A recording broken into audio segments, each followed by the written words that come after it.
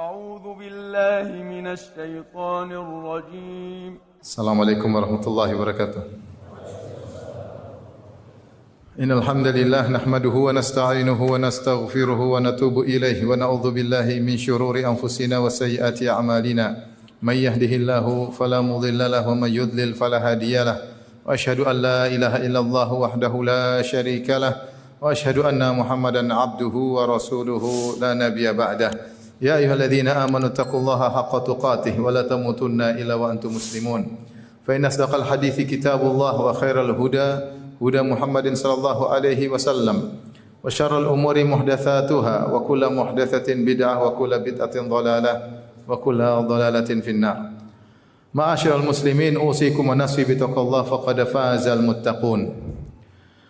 Sungguhnya hari Asyura, yaitu hari ke-10 pada bulan Muharram, adalah hari yang diagungkan oleh banyak umat.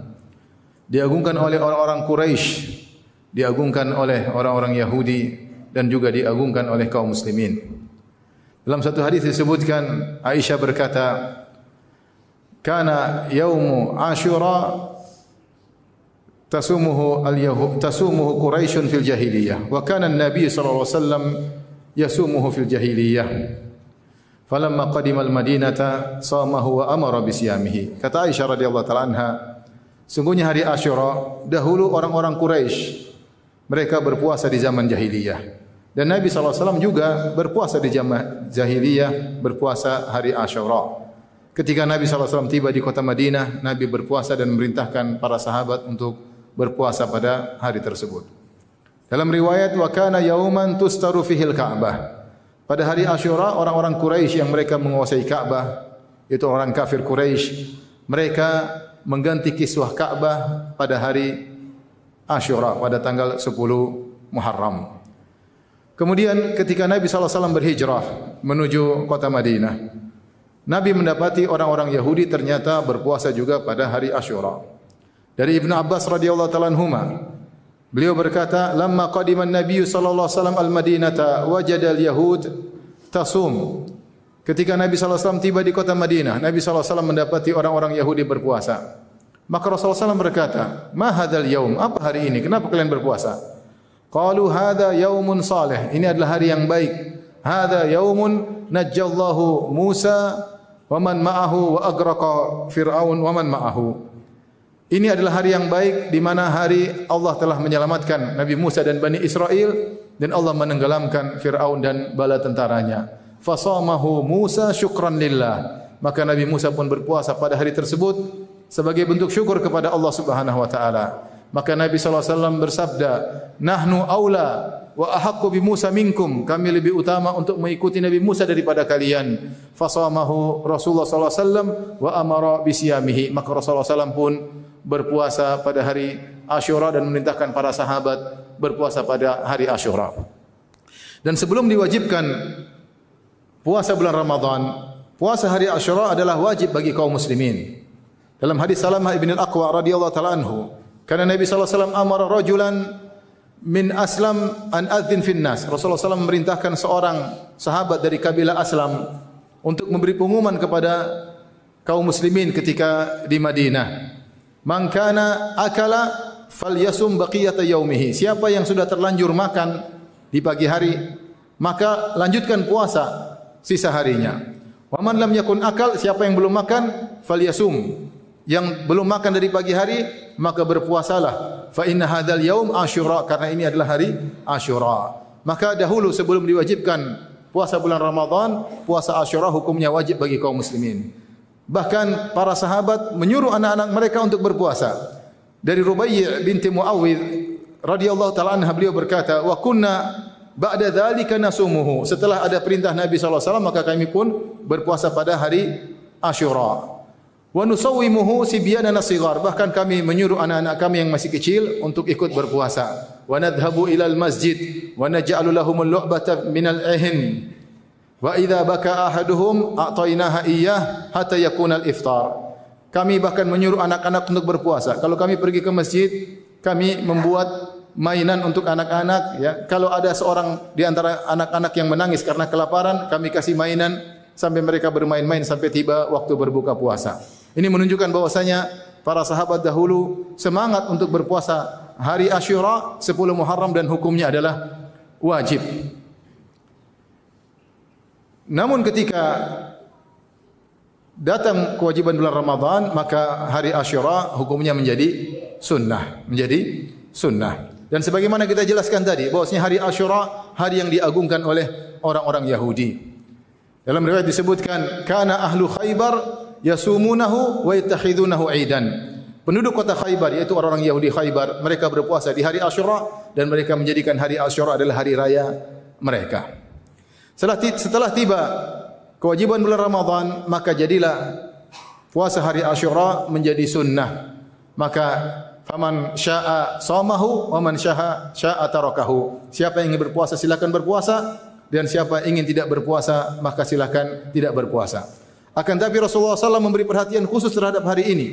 Kata Ibnu Abbas radhiyallahu ta'ala anhuma, "Ma ra'aitu an-nabiy sallallahu alaihi wasallam yataharra siyama yaumin faddalahu ala ghairihi min hadza illa hadzal yaum, yakni yaum Asyura." Aku tidak pernah melihat Nabi sallallahu alaihi wasallam memberi perhatian khusus berpuasa pada suatu hari yang beliau utamakan daripada hari lainnya seperti hari Asyura. Kenapa? Karena puasa hari Asyura pahalanya besar.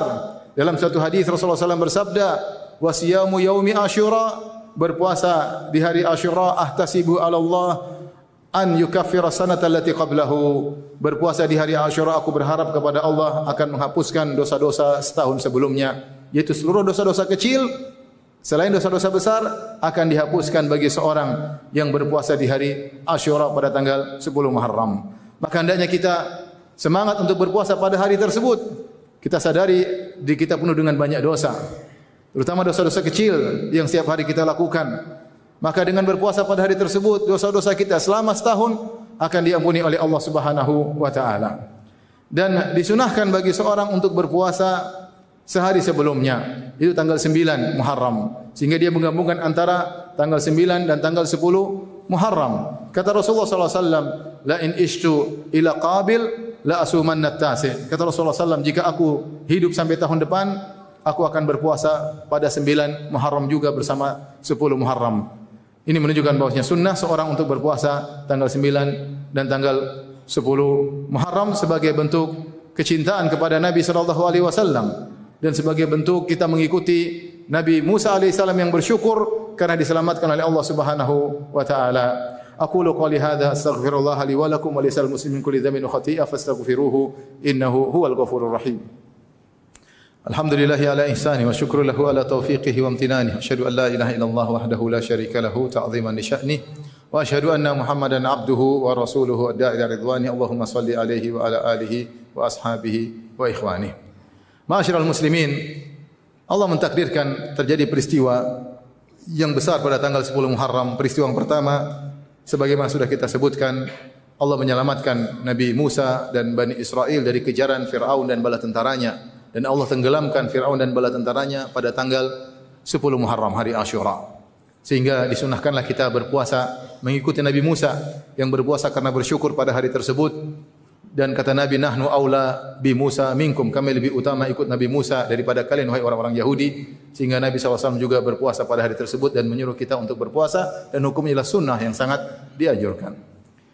Kemudian terjadi peristiwa lain pada tanggal 10 Muharram tahun 61 Hijriah, itu peristiwa terbunuhnya cucu Nabi SAW, Al-Husain bin Ali bin Abi Thalib radhiyallahu taala anhuma.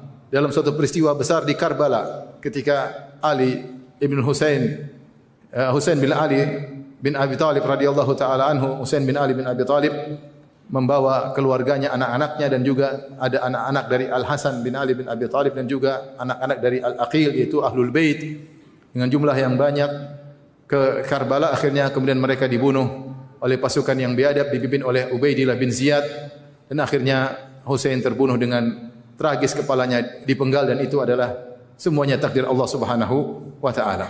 Maka peristiwa tersebut adalah peristiwa kezaliman. Tentunya kita mengutuk orang-orang yang telah membunuh Al-Husain dengan cara yang zalim, sementara dia adalah cucu Rasulullah sallallahu alaihi wasallam, yang Rasulullah sallallahu alaihi wasallam pernah bersabda tentang kedua cucunya, Hasan dan Husain, kata Rasulullah sallam, huma sayyida syababi ahli jannah, mereka berdua adalah pemimpin para pemuda di surga. Namun peristiwa ini adalah kesedihan yang kita terima sebagai takdir Allah Subhanahu wa taala. Wa kana amrullahi qadaran maqdura. Sungguhnya perkara Allah ya sudah ditakdirkan. Maka jika kita menerima musibah, kita bersabar dengan musibah tersebut. Tidak boleh kita kemudian melakukan perbuatan-perbuatan yang menunjukkan ketidaksabaran. Kata Nabi sallallahu alaihi wasallam, "Laisa minna man latamal khududa wa syaqqal juyuba wa da'a bi da'wal jahiliyah." Bukan dari golongan kami seorang tatkala terkena musibah kemudian menampar-nampar pipinya, merobek-robek bajunya dan menyuruh dengan seruan jahiliyah. Oleh karenanya merupakan perbuatan yang keliru yang dilakukan oleh orang-orang Syiah yang mereka di hari Asyura mereka melakukan kegiatan-kegiatan yang menurut mereka adalah bentuk bela sungkawa, di mana mereka memukulkan tubuh mereka dengan rantai-rantai, kemudian mereka memukulkan atau menghantamkan pedang ke kepala mereka sehingga berlumuran darah. Ya. Dengan mereka mengatakan kita ingin merasakan apa yang dirasakan oleh Al-Husain bin Ali bin Abi Thalib. Ini adalah perbuatan kemungkaran. Tidak boleh kita menerima musibah dari Allah Subhanahu wa taala dengan cara demikian seakan-akan tidak ridha dengan keputusan Allah Subhanahu wa taala. Dan mereka kemudian di balik perayaan seperti ini, mereka ingin menghembuskan permusuhan kepada Ahlus Sunnah wal Jamaah. Ya. Seakan-akan mereka menuduh bahwasanya Ahlus Sunnah di balik perbuatan kekejian ini semuanya.